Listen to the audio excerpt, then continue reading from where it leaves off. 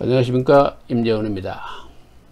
임재원 TV 임재원의 논천하에서는 오늘 주제를 안 먹어도 배가 고프지 않다는 이명박 전 대통령이라는 제목으로 한번 골라봤습니다. 이 문제에 대해서 이 문제를 얘기하면서 우리 사회에 존재하고 있는 모순에 대해서 한번 여러분들과 얘기하고자 합니다. 이명박 대통령은 지금 법정에 섰지요. 오늘 그것이 매스컴에 나오면서 TV를 보면서 그것을 보면서 이 문제를 한번 얘기해 보는 게 어떨까라는 생각을 해봤습니다. 이명박 대통령은 2007년 대통령직을 수행했었고 그 이전에 서울시장을 역임했었죠. 그분의 업적 중에 가장 유명한 업적이 빛나는 업적이 청계천 복구 사업이죠. 청계천 복구 사업. 보건사업. 그죠? 공식적 청계천 보건 사업이라고 이제 나와 있네요. 이 청계천 보건 사업이 시작할 때도 그렇고 어떤 그 추진 과정에서도 상당히 어려울 것 같았던 것을 매우 쉽게 잘 처리했습니다. 그런데 그것을 했을 때에 그 반대했던 사람들은 그 보건사업이 완성되었을 때 그런 비난을 했죠. 생태계라든지 뭐 인간과 자연의 조화를 자연과 도심의 그 조화를 이루는 그런 보다 더 인문학적인 그런 사업을 하지 않고 그 노가다 하던 그런 방식의 그 현대건설에서 막 밀어붙이던 그 노가다 방식의 그 콘크리트를 가지고 이렇게 말이죠. 단순 무식하게 이렇게 만들어 놨다라고 비난을 많이 했습니다. 이것은 잘못된 불도저식의 어떤 그런 이명박이라는 사람의 독단의 어떤 그의 작품이다라고 많은 비난을 했습니다. 근데 이제 제가 이 보건산업이 완성된 이후에 제가 한번 가봤어요. 워낙 논쟁거리가 되니까 그 당시에 그렇게 가봤습니다. 근데 마치 가보니까 정말 그렇더라고요. 콘크리트로 가지고 이렇게 막 메꿔놨고 이런 모양으로 해놨는데 좀 상막하게 보입니다. 그런데 제가 어제 토요일 날 말이죠. 6월 2일 날 서울에 우연히 갈 일이 있어서 물론 그 이전에도 서울에도 자주 텀텀이 갔습니다만은 청계천은 별로 들려보지를 않았어요. 그런데 6월 2일 날은 제가 청계천에 특별하게 한번 가봤습니다. 제가 사는 곳이 이 경북 대구라 가지고 대구 이쪽이라 가지고 특별하게 올라가야 그쪽으로 이제 볼 수 있는 곳이니까 서울 살았더라면은 뭐 틈틈이 자주 갈 수 있었겠지만은 별 관심 없이 상당한 시간을 잊어버리고 있었습니다. 근데 6월 2일 날 가보니까 여기에 과거에 제가 봤던 그거하고는 매우 다른 모습을 봤습니다. 여기에 수목이 있고 물이 흐르는데 마치 거기에 물고기가 헤엄을 치면서 촐랑촐랑 하면서 지나갈 것 같던 그렇게 정겨운 제가 시골에 살지만은 시골에서 느낄 수 있던 그런 정서가 묻어 나오는 그런 청계천으로 변해 있더라라는 얘기죠. 이 얘기 여제는 당시에 굉장히 격렬한 어떤 비판의 대상이 되었던 것이 시간이 되니까 이렇게 가치가 변하는구나. 정말 청계천 보건사업은 잘한 사업 중에 하나다. 물론 그것이 지금 유지를 시키는데 많은 비용이 들어간다고 뭐 등등 얘기를 합디다마는 서울 시민들의 그 정서적인 그 힐링의 그 장소로서 그 가치를 생각한다면은 조금은 감소도 할 수 있는 그런 내용이라고도 볼 수 있겠죠. 그죠? 그리고 또 한 가지, 그, 이명박 대통령이 했던 그 서울 시내 그 교통혁신, 버스 노선의 그 혁신적인 그, 개혁. 그것 또한 지금도 보면은 참 괜찮은 모습이다. 지금 대구도 와보면 말이죠. 그런 방식으로 이 동대구 역사 쪽 앞쪽으로 가보면은 거기 신세계라고 그러는 큰 새로운 어떤 상업단지가 생겼는데 그 앞쪽에 가보면 서울과 비슷한 그런 걸 닮아가는 그 모방한 그런 그 구조로 지금 되어 있더라고요. 구조로 지금 변화시켜 놨더라고요. 그 무슨 얘기냐면은 많은 그 교훈의 대상이 되는 그런 어떤 시책이었다라는 얘기죠. 어떻든 간에 이것은 이명박 대통령의 업적입니다. 그럼함에도 불구하고 대통령 2007년 대통령 재임 기간 중에는 조금의 많은 큰 업적을 남기지 못한 것은 분명한 것 같습니다. 4대강 사업 문제도 그렇고 4대강 사업도 제가 한번 방송에서 말씀드렸지만은 4대강 사업을 4대강을 하지 말고 그죠? 그러니까 대구 경북 쪽이니까 이 낙동강만 해가지고 이걸 아주 모범적으로 청계천 그 보건사업과 마찬가지로 그런 식으로 대표적인 사업 한 개만 해가지고 했더라면은 지금과 같은 그런 많은 모순 문제점을 이야기시키지 않았었겠죠. 더 잘할 수도 있었을 거고. 그런데 과욕을 내다 보니까 많은 국민들로부터 많은 비난의 지탄을 받게 된 것 같습니다. 그것이 정치적인 그 지지율 하락으로 이어졌고 마지막 그 대통령을 그만둘 때에 국민들로부터 많은 신뢰를 잃었죠. 그것의 여파가 아닌가. 또 뭐 재임기간 중에 그 노무현 대통령의 그 자살 사건도 있었지 않습니까? 뭐 등등 그런 거와 마찬가지로 그런 걸 종합해서 정치적으로는 좀 많이 실패를 했다라고 볼 수 있죠. 그 실패한 여파가 지금 현재 법정에 서게 된 가장 근본적인 원인이 아닌가 봅니다. 그런데 말이죠. 지금 현재 법정에 서 있지만은 이건 결코 현재 법정에 세운다는 그 자체 문제가 이 문제가 지금 물론 대통령의 그 지지도 하락이 큰 문제가 있을 수 있겠지만은 그것이 전적의 그 원인이라고 현재 법정에서는 원인이라고 봐서는 안 되죠. 그래서 지금 법정에 세운 세력들은 그런 얘기합니다. 이명박 대통령 범죄자라는 얘기를 합니다. 그죠? 그 얘기를 합니다. 과연 범죄자일까? 실체적인 진실이 뭘까라는 것은 논해 봐야 되겠죠. 범죄자라고 그러는 것은 법률적인 용어니까 자 법을 가지고 따져 봐야 되겠죠. 과연 범죄자일까? 그런데 중요한 것은 이 문제를 이 법적인 잣대를 가지고 범죄자냐 아니냐를 논하는 것과 우리 현실에서의 실체적인 진실이라는 게 있습니다. 진실. 진짜 그 본질에 있어서 그 사람이 범죄자인가 나쁜 짓을 했는가 라는 문제에 있어서의 문제점이 있다는 얘기죠. 그것에 차이가 있다는 얘기입니다. 이 법리적인 관점에서 본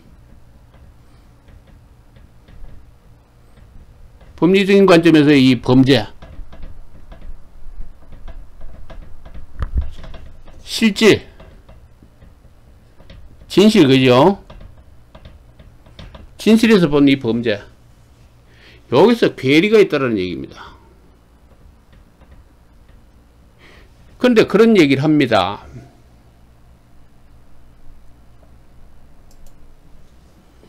그런 얘기를 해요.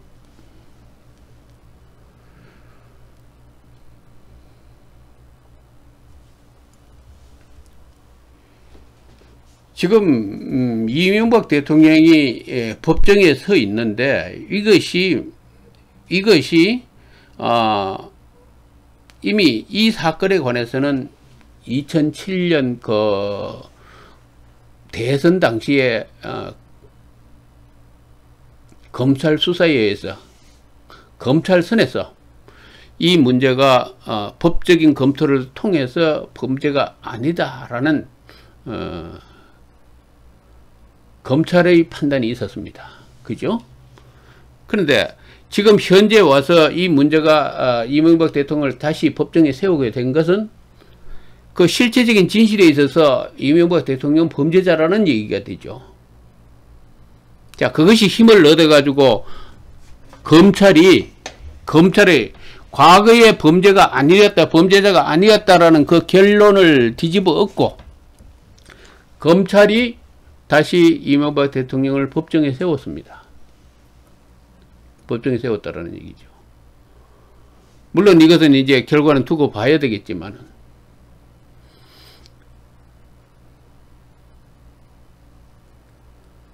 근데 지금 현재 물론 검찰이 어떠한 논리로 이명박 대통령을 법정에 세웠는지는 지금 정확하게 그 내용을 지금 알 수는 없지만은 요지는 그렇습니다.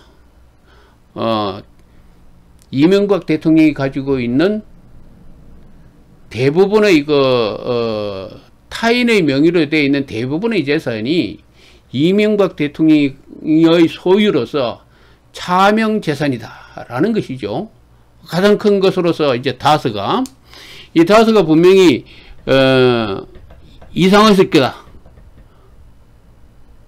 라는 것은 이미 법률적으로 확정되어 있는 사실입니다. 그런데 이것은 실체적인 진실에 있어서 이명박 씨 거라는 것 얘기죠. 검찰이 대통령을 법원에 세운 이유가 실제적인 진실에 있어서 이것이 이명박 거라는 얘기죠. 그 다음에 오늘 이 신문에서 나왔듯이 이 뭐죠? 도곡동 땅이 이 문제가 여기 나와 있네요. 여기 이렇게 쭉 나와 있습니다.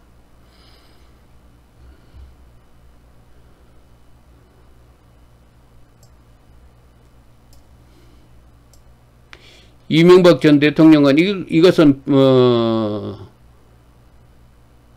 그 도곡동 땅을 이제야 살펴봤더니 현대가 갖고 있던 체육관 옆 경계선에 있었던 땅이었는데 이 땅을 자기가 재임 기간 중에 자기의 사익을 위해서 자기 이름으로 그 땅을 산다라는 것은 그 당시 현대 건설에서 대권 모든 총책임자로 있었던 자기로서 땅을 구입한다라는 것은 사익을 추구하는 것이기 때문에, 다시 말해서 그 큰 기업을 운영하면서 총책임자로 있으면서 자신의 그 사익을 추구한다라는 것이 현대가에 알려진다면은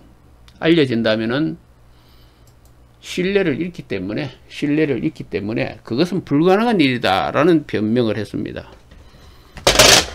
다시 말해서 검찰이 얘기하는 실체적인 진실이 있고 또 이명박 대통령이 얘기하는 실체적인 진실이 지금 따로 있다라는 얘기죠. 실체적인 진실을 논하는 면에 있어서도 두 가지의 실체적인 진실이 있습니다. 이미 법적으로는 그것이 이명박 씨 것이 아니라는 게 확정되어 있습니다. 그러나 지금 검찰이 갖다 들이대는 것은 실체적인 진실을 법의 논리로 증명하겠다라는 얘기란 말이죠. 그 얘기란 말이죠. 근데 지금 매스컴이라든지 등등에서 나오는 얘기는 다스라든지 차명 재산, 도곡 땅 등의 문제에 있어서 그것을 증명하는 방법에 있어서 이 자금의 흐름을 가지고 실제적인 주인이 이명박 씨라는 걸 증명하겠다라는 얘기입니다. 그런데 말이죠, 이 문제에 있어서 한번 얘기해 봅시다. 여기는 이 자금 흐름이 모든 자금 흐름이 이명박 씨에게로 집중되어 있다는 얘기입니다. 검찰의 주장은. 그리고 이 보고 체계라든지 자금 흐름이라든지 모든 것이 사실상 숨겨진 그 내용을 살펴보면은 실질적으로 주인이라고 말할 수, 실제적인 소유자라고 말할 수 있을 만큼의 어떤 그런 시스템을 가지고 있더라라는 얘기죠. 인적 시스템, 돈 흐름의 시스템을 형성하고 있었더라라는 주장을 지금 검찰이 얘기를 하고 있습니다. 그 시스템을 어떻게 증명하느냐라고 물으니까 전부 검찰에서 진술한 타인의 고백, 진술, 양심선언 뭐 등등 이것이죠. 근데 이것은 기본적으로 이미 법적으로 이명박 재선의 명의로 되어 있는 것이 아니라는 것은 이미 현재 확정되어 있는 진실입니다. 그런데 이것을 부정하기 위해서 자금 흐름과 그 시스템, 지금까지 암묵적으로 음성적으로 진행되어 온 그 인적인 시스템이 존재하더라는 얘기죠. 법적으로 지금 쉽게 얘기하자면 법적으로 확인할 수 있는 것이 있다면 차명재산이라면은 차명 계약서라든지 뭐 이런 게 있어야죠. 다서가 이명박 씨 거라면은 주식을 보유하고 있는 이상은 씨와 이명박 씨 간에 어떤 숨겨진 계약서가 있어야 되죠. 그러지 않고는 다서를 이명박 씨 거라고 얘기할 수 없죠. 그런데 다른 방법으로 증명하는 방법이 돈의 흐름과 인적 시스템이 있다는 얘기입니다. 그것이 검찰의 주장이죠. 그렇게 알고 있습니다. 자, 그렇다면 어떤 문제가 있냐? 대한민국에는 지금 분명히 법치국가로서, 그죠? 이 법치국가입니다. 이 법치국가로서 이 국가 권력이 법에 의해서 집행이 되는데, 이 국가 권력이 법에 의해서 집행되는 이 국가의 권력을 통해서 우리의 모든 경제라든지 사회 모든 것이 운영되게 되어 있습니다. 만약에 다른 어떤 힘이 있다. 다른 어떤 권력이 있다. 권력이 있어서 이 법치의 이 기본 틀을 벗어나서, 이 기본 틀이 이렇게 있습니다. 벗어나서 다른 어떤 존재가 있어서 이것을 대치하는 어떤 뭐가 있다라는 가정을 한다라는 얘기죠. 돈을 흐름의 그것이 있다라든지 또는 어떤 인적인 시스템이 따로 있었다라는 얘기가 되는 거죠. 그죠? 그렇다면 이런 시스템이 있다면 이건 뭐냐면은 바로 조폭이라든지, 그죠? 조폭입니다. 조폭은 법의 그 범위를 벗어나 있잖아요. 의리와 또 뭐를 가지고 그들은 돈이 움직이죠. 그럼 법의 지배를 받지 않는 영역이라는 얘기죠. 그러면은, 자, 이명박 씨 자체가 우리가 가지고 있던 기본 법 시스템이 있습니다. 이 외에 다른 어떤 뭐에 의해 가지고 다스라든지 차명 부동산이라든지 모든 것을 지배하고 있었다라는 것을 검찰이 증명을 해야 돼요. 그 시스템을 검찰이 증거를 들여대야 된다는 얘기죠. 그러면은 만약에 있다면 이건 이명박 씨라는 존재는 쉽게 있으면 조폭이죠. 그죠? 조폭 같은 그런 존재지 않습니까? 엄연하게 법치국가에서 다른 어떤 힘을 형성해 가지고 자기의 모든 재산을 관리하고 지배하고 있었다? 만약에 대한민국이 법치국가라 그러는 것을 인정한다면은 그 법치 자체의 어떤 시스템에 의해서 다서나 차명 재산을 소유해야 되겠죠. 그죠?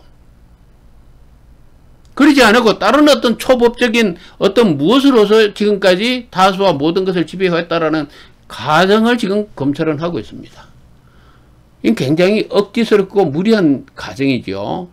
그런데 이 가정을 할 수밖에 없었던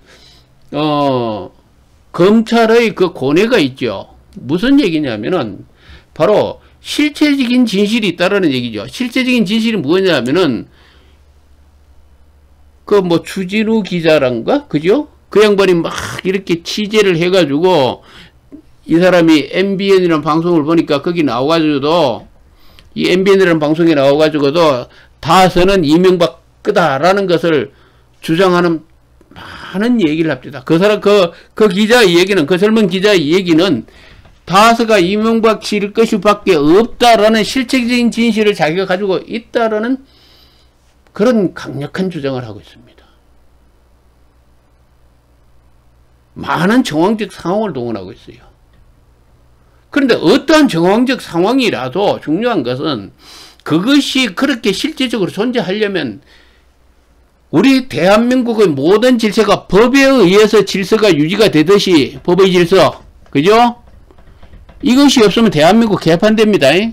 주진우 씨가 그 얘기하는, 주진우 기자가 얘기하듯이 그 정황적 상황이 정말로 존재하고 있으려면은 그 자체 이명박이라는 사람이 가지고 있는 그 법을 떠난 초법적인 그 힘의 존재를 증명해야 돼요. 증명해야 된다는 얘기입니다. 쉽게 얘기하면 그 초법적인 존재를 휘두르는 자가 누구예요? 이 조폭입니다. 조폭이에요. 조폭은 법의 지배를 안 받죠. 법의 지배를 부정하잖아요. 그러면은 그와 마찬가지로 이 이명박이라고 그러는 이 사단, 그 세력들이 가지고 있었던 그 어떤 초법적인 그 뭐 시스템을 증명해야 된다는 얘기거든요. 내가 기대하는 것은 그 초법적인 시스템이 뭔지를 검찰이 제시하는 것을 나는 보고 싶다라는 얘기입니다. 보고 싶다라는. 대통령까지 지금 구속시켰단 말이죠. 이 헌법에 이 대통령이라는 존재는 뭡니까? 우리 헌법의 역사죠. 헌법의 가장 기둥이 되는, 요지가 되는, 주춧줄이 되는, 대들보가 되는 이 어떤 가장 중요한 부분이란 말이죠. 이것을 지금 검찰에서 부정하고 법정에 세웠단 말이죠. 그만큼 세우려고 그러면 그만한 이유를 제시해야 돼요. 그만한 명확한 증거를 제시해야 되죠. 그죠? 그렇지 않습니까? 대통령이 그러죠. 대통령이 재임 기간 중에 어떤 과오라든지 잘못이 있었다면, 물론 대통령 재임 기간 중에 당연히 잘못과 과오가 있습니다. 그거는 정치적인 과와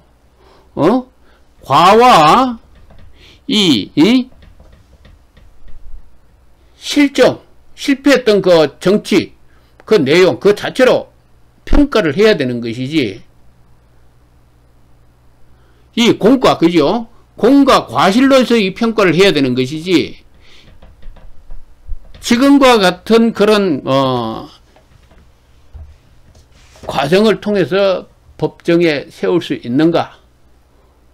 라는 데 대해서는 심각하게 한번 생각해 봐야 될 거라는 얘기죠.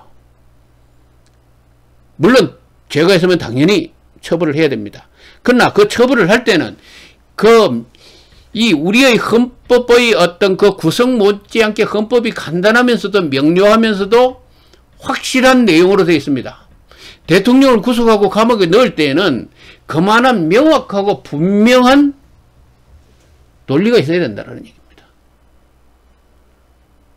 논리가 있어야 된다는 얘기죠. 그리고 또 이 중요한 거는 쉽게 얘기하면 상황적 실체라는 게 있습니다. 상황의 그 실질적인 진실이라는 게 있어요. 이것과 법리와의 괴리는 분명하게 있을 수 있습니다.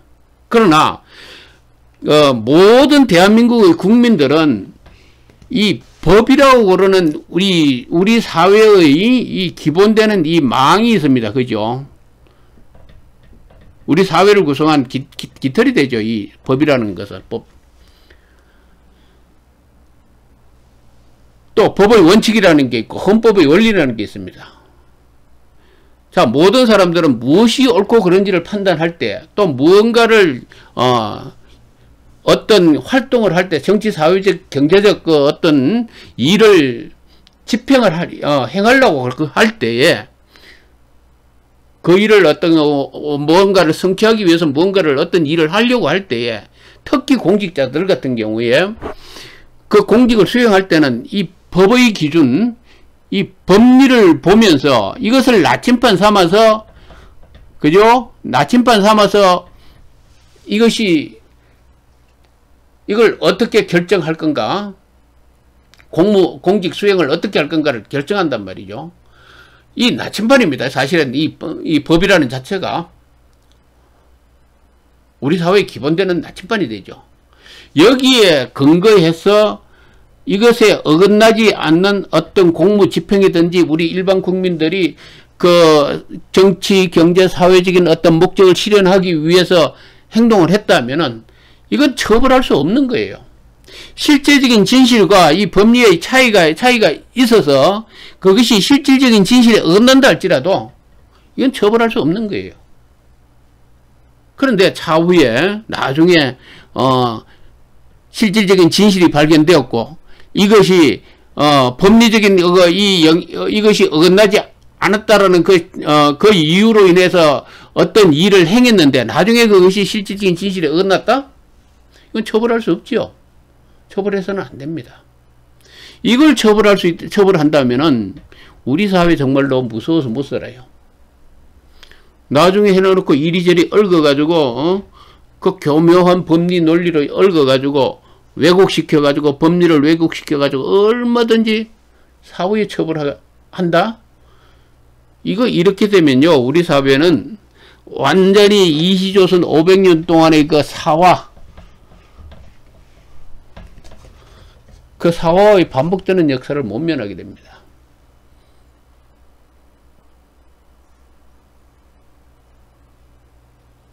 따라서 지금 이명박 대통령이 법정에 서 있지만은 이명박 대통령의 그 처벌 문제에 있어서 요지는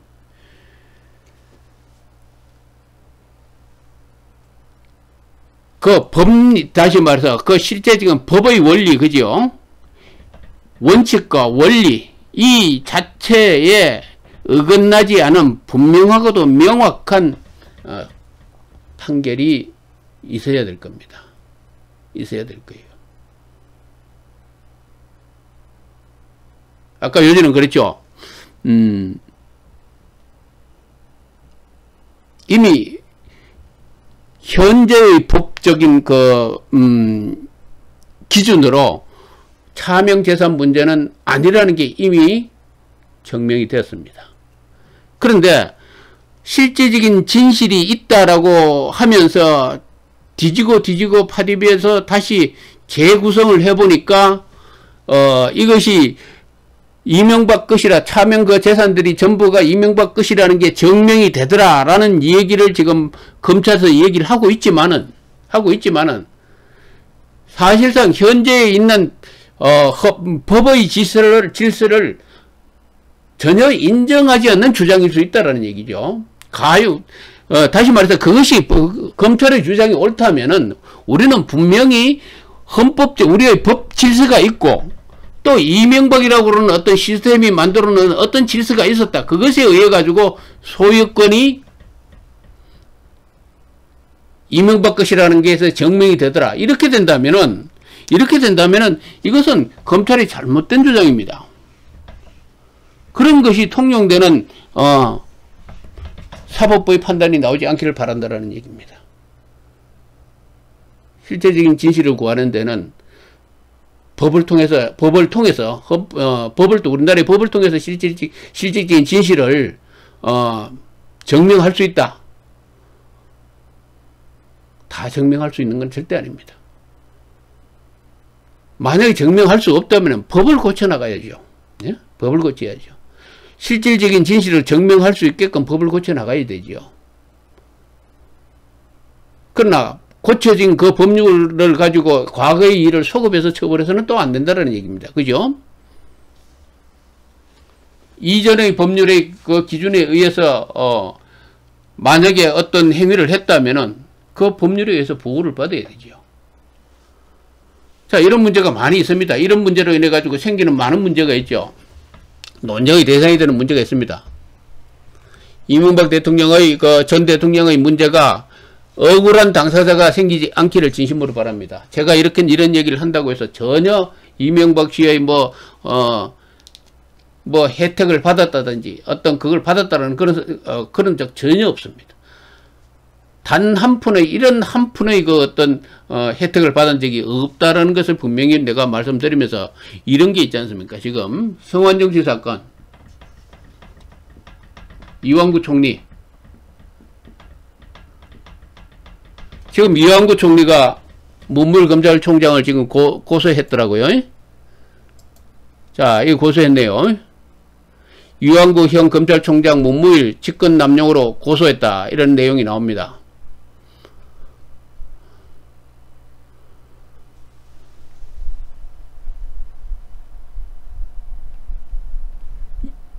이 전 총리 자신에게 유리한 증거를 수사팀이 발견하고도 법원에 제출하지 않은 것이 검사로서의 직권남용이라고 강조했다, 뭐 이런 내용이 나옵니다. 어떻든 이완구 씨는 이 성완종 씨 사건에 얽혀 가지고 굉장히 큰 피해를 받은 사람이죠. 뭐 인생의 바닥까지 떨어졌다라는 얘기를 합디다만 그 가족들이 엄청 피해를 받았고 고통을 받았다라는 얘기를 합니다.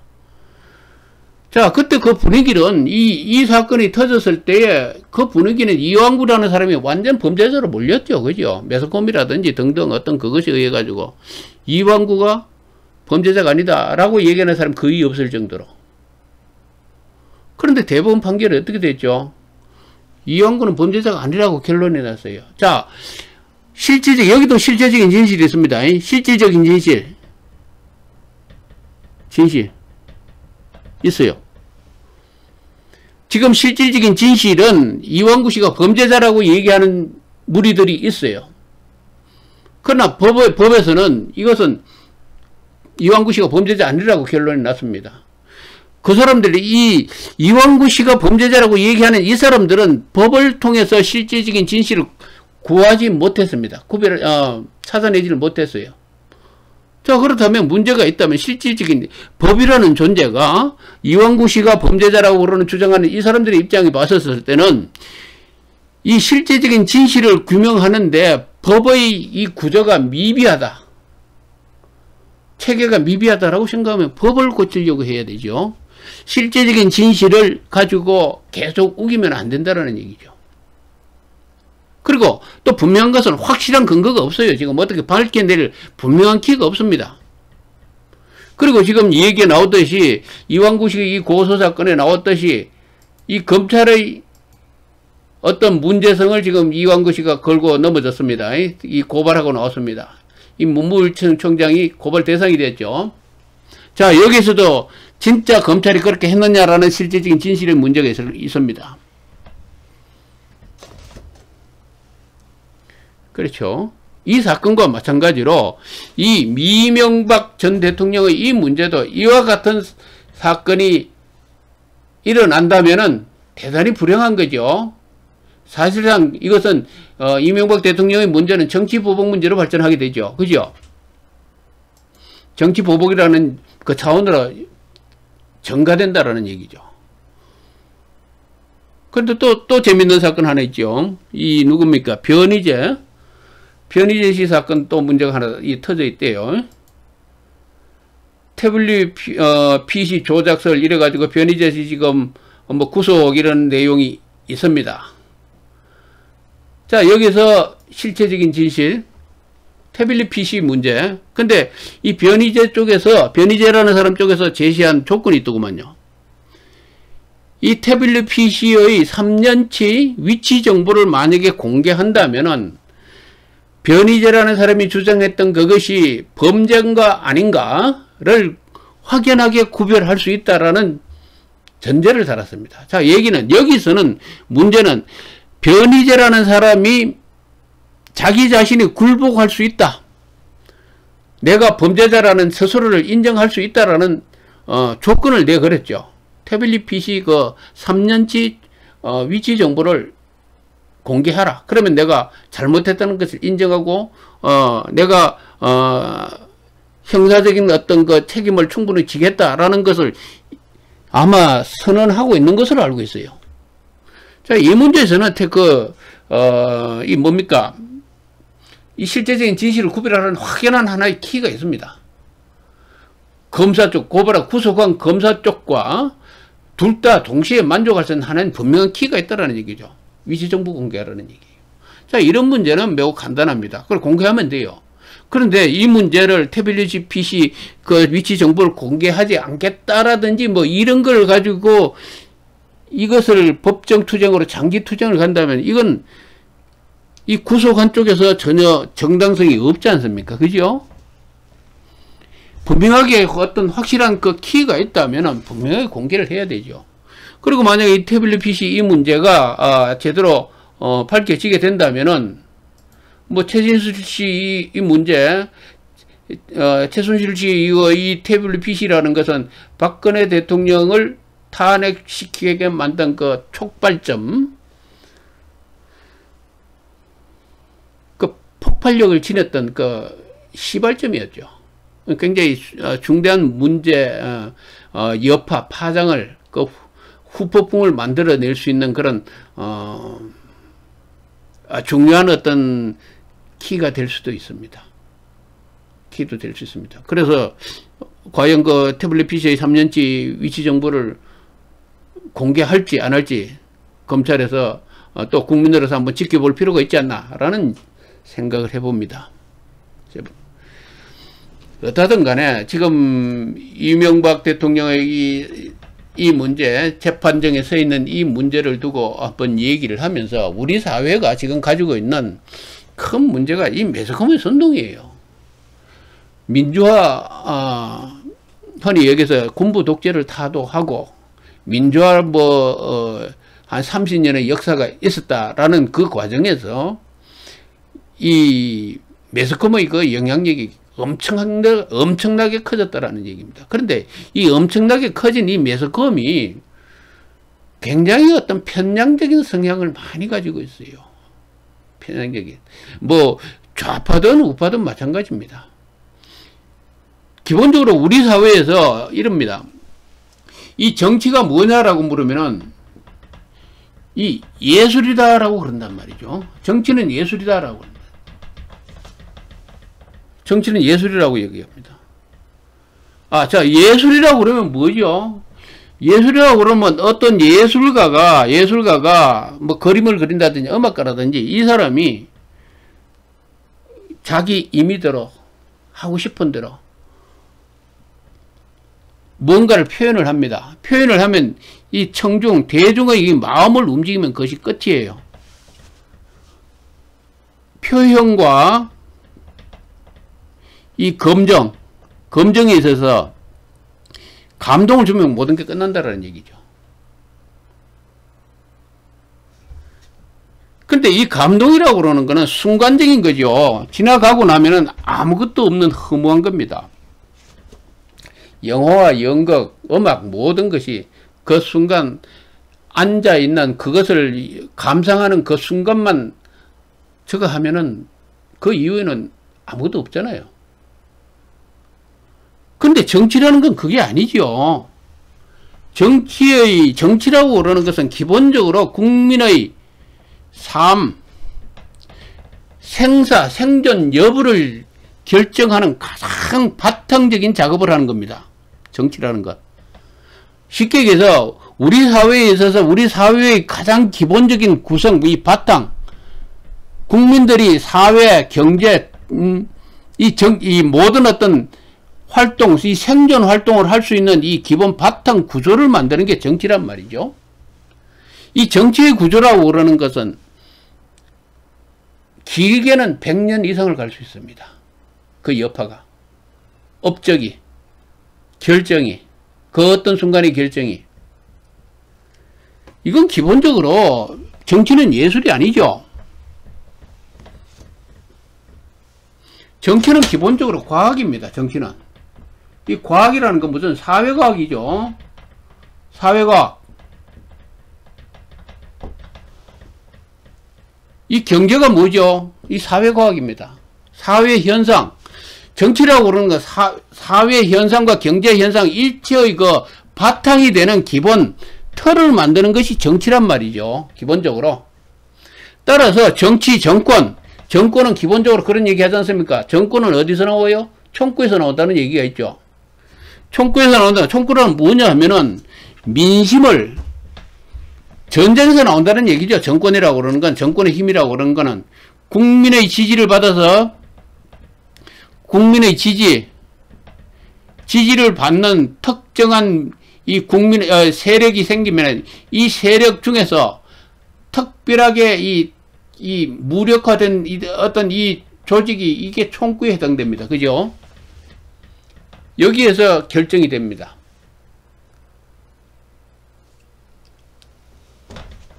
이 자체는 예술이 될 수 없어요. 정치라는 것은.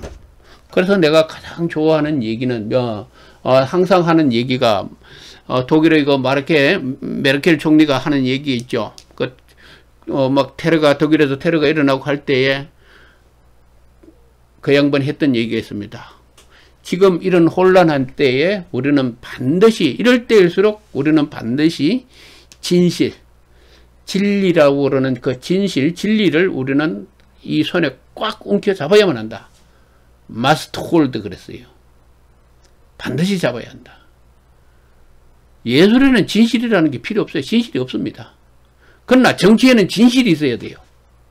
자, 정치, 사회 이 문제를 논하는 우리의 매스컴들이 정치는 예술이라고 그러는 그 어떤 그 구애에 미쳐 있는지, 거기에 완전히 함몰되어 있는지, 어느 순간 한 달이면 한 달, 그죠?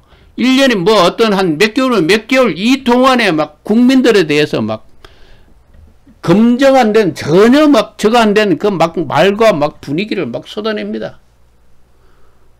막 쏟아내요. 그 쏟아낼 때는 말이죠. 그 이완구 총리, 성완종 씨와 이완구 총리 그 사건과 마찬가지로 거기에 휩쓸려 버리면, 그 태풍, 그 바람에 휩쓸려 버리면은 죄 없는 사람도 죄가 되어버려요. 우리 사회가 이렇게 돌아가고 있어요. 지금 현재 우리 사회의 모습이 아닌가라는 얘기죠. 이렇게 하면 안 됩니다. 우리 사회.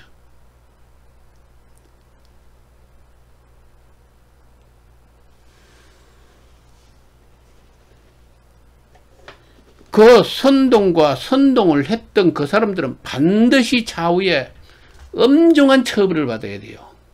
엄중한 처벌을 받아야 됩니다. 그것이 과학입니다. 시간이 지나서 역사의 그 흐름에 의해서 반드시 처벌을 받아야 돼요. 무엇이 옳았는지,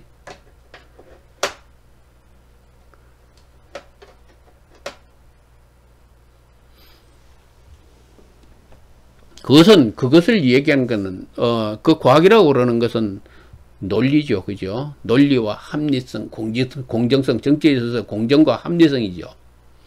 전 국민을 대상으로 하는 거기 때문에, 전 국민의 생존급 문제를 다루는 것이 바로 정치이기 때문에.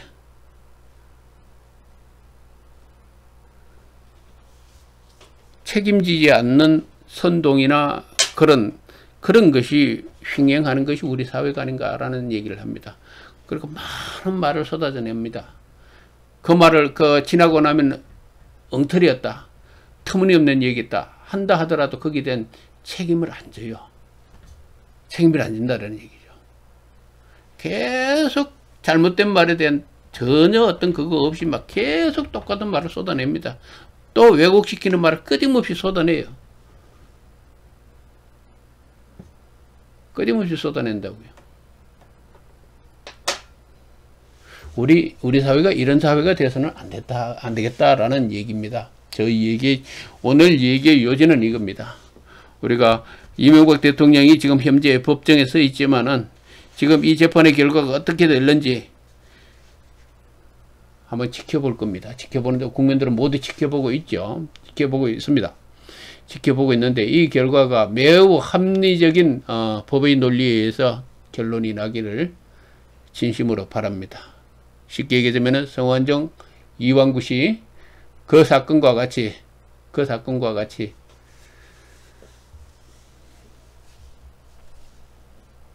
합리적인 방향으로 결론이 나서 또 죄가 있다면은 뭐 처벌을 받아야 되겠죠. 그러나 무리한 법리 논리라든지 어떤 대중적인 어떤 거기에 편성해서 법의 판결이 좌우되는 일이 없기를 진심으로 바라겠습니다. 다음에 뵙겠습니다.